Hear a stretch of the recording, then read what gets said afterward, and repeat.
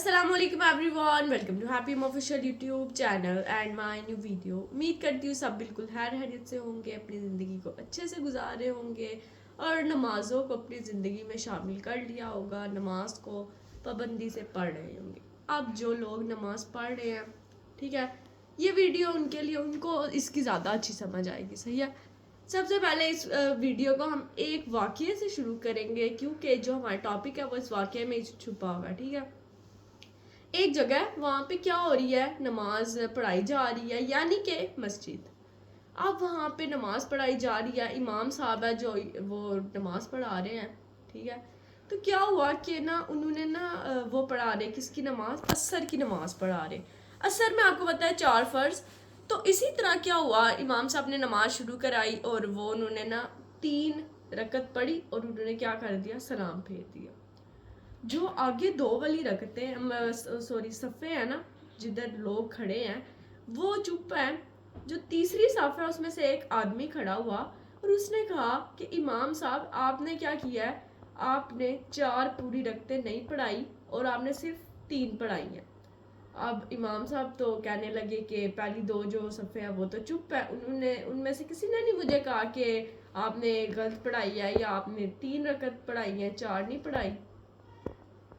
وہ جو تھا شخص، وہ کہنے لگا کہ میری 4 دکانیں ہیں، پوری جو مارکیٹ ہے اس پہ میری 4 دکانیں ہیں اور میں ان کا حساب نماز میں کرتا ہوں. آج میری 3 جو دکانیں ہیں ان کا حساب تو ہو گیا 3 رکعت میں، لیکن ایک دکان میری رہ گئی اور مجھے اس حساب سے سمجھ آیا کہ آپ نے 4 رکعتیں نہیں پڑھائی. اس سے آپ اندازہ لگائے کہ جو نماز ہم پڑھ رہے ہوتے ہیں اس میں ہمارا دھیان دنیا کی طرف ہوتا ہے، خیال آ رہے ہوتے ہیں. اب اس سے کیا ہوا کہ امام صاحب حیران رہ گئے. ان کو بھی تو سمجھ آئے گی کہ میں نے 3 ہی پڑھائی ہیں، لیکن آپ سوچے وہ شخص 4 دکانیں ہیں جس کی وہ ہر رکعت میں اپنی ایک ایک دکان کا حساب کرتا تھا. اس سے اسے پتہ چل گیا کہ امام صاحب نے 3 رکعتیں پڑھائی ہیں. اب ہم جب نماز پڑھ رہے ہوتے ہیں ہمارے ذہن میں پتہ کیا چل رہا ہوگا، ہم کوئی اسکول جاتے ہیں، یونیورسٹی، کالج، وہ ہمارے ذہن میں چل رہے ہوں گے. پھر ہمارے ذہن میں پورے دن کا چل رہا ہوگا، آج یہ کرنا ہے یا یہ ہو چکا ہے میرے ساتھ، کوئی ٹینشن ہے وہ ہمارے ذہن میں چل رہی ہوگی، یا پھر چل رہی ہوگی یوٹیوب پہ میں نے وہ ویڈیو دیکھی تھی، ٹک ٹاک پہ دیکھی تھی، انسٹا پہ دیکھی تھی. اسی طرح جو ڈفرینٹ ہم نے دن میں کام کیے ہوتے ہیں یا پھر ہم نے وہ کام کرنے ہوتے ہیں وہ ہمارے ذہن میں چل رہے ہوتے ہیں.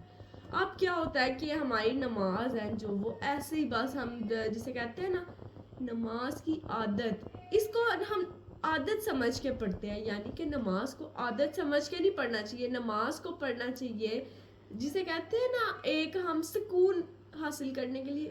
اس لیے ہمیں نماز پڑھنی چاہیے کہ ہمیں اس سے سکون ملے، نہ کہ نماز کو ایک عادت سمجھ کے ادا کریں. جب عادت سمجھ کے ادا کریں گے تو اسی انسان کی طرح ہوگا جو 4 دکانوں کا حساب کرتا تھا اپنی نمازوں میں، تو ہم بھی پھر اس انسان میں شامل ہوں گے. ٹھیک ہے.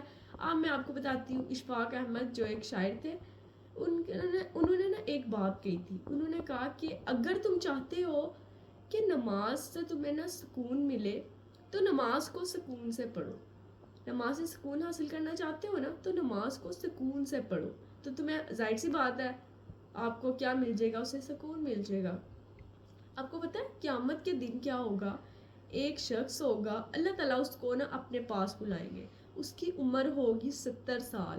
ایک انسان ہے وہ اس پہ نماز کا فرض ہوتی ہے 7 سال میں، زیادہ سے زیادہ 10 سال کر لیتے ہیں ہم. 10 سال پہ تو ہر کوئی نماز پڑھنا شروع کر دیتا ہے، یعنی کہ ہمارے اسلام میں تو ہوتا ہے یہ. ٹھیک ہے. اب کیا ہوا کہ اس انسان وہ صحیح مسلمان وغیرہ ہے تو اس کی عمر ہے 70 سال، یعنی کہ اس نے دنیا میں کتنے سال نماز پڑھی؟ 60 سال. ٹھیک ہے. اب اللہ تعالیٰ کہیں گے اس انسان نے 1 سال بھی نہیں، 1 دن بھی نہیں بلکہ نماز پڑھی. سال تو آپ رہنے دیں، 1 دن بھی. اب آپ سوچیں ہمارا حساب ہو رہا ہے اور ہم نمازیں پڑھتے رہے اس دنیا میں. دنیا کے سامنے ہم بہت نیک ہیں، یعنی کہ ہم 5 وقت کے نمازی ہیں.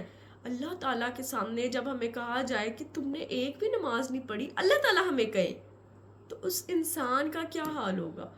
وہ جسے کہتے ہیں دنیا میں ہمیں کوئی ایسا کہہ دے کہ تم نمازی نہیں ہو، نماز ہی نہیں پڑھتے. اللہ تعالیٰ ہمیں کہہ رہے ہیں تو ہمارا اس ٹائم کیا حال ہوگا جب ہمیں یہ بتایا جائے کہ تم نے ایک بھی نماز نہیں پڑھی. اب کیا ہوا جی؟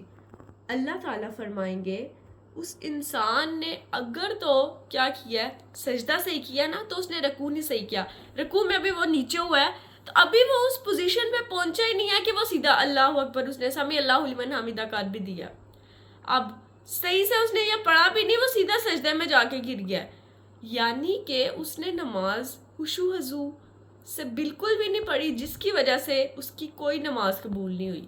آپ کو بتاؤں ایک چیز، جب آپ نماز پڑھتے ہیں نا، تو آپ دعا، تو آپ کو پتہ ہے دعا کے بغیر نماز ہی نہیں آپ کی ہوتی، جب تک آپ اینڈ پہ دعا نہ کریں، اس کو اپنی عادت بنائیں، نماز کے بعد دعا ضرور کریں، ٹھیک ہے؟ اچھا میں آپ کو بتاؤں، آپ جب نماز کے بعد نا دعا کریں، آپ دعا کریں اللہ تعالیٰ ہماری جتنی بھی، آپ کو پتہ ہے جیسے صحابہ کرام، ہمارے پیارے نبی حضرت محمد صلی اللہ علیہ وسلم وہ نماز پڑھتے تھے، ہم تو ان کے بالکل پاس قریب بھی جا کے ویسے نماز نہیں پڑھ سکتے، لیکن آپ یہ دعا کیا کریں، آپ دعا کیا کریں اللہ تعالیٰ ہماری ٹوٹی پھوٹی جیسی بھی ہم نے عبادت کی، نماز پڑھی، دنیا کے خیالات ہماری جو ذہن میں تھے، ہماری ساری عبادت کو قبول کر لے، ٹھیک ہے؟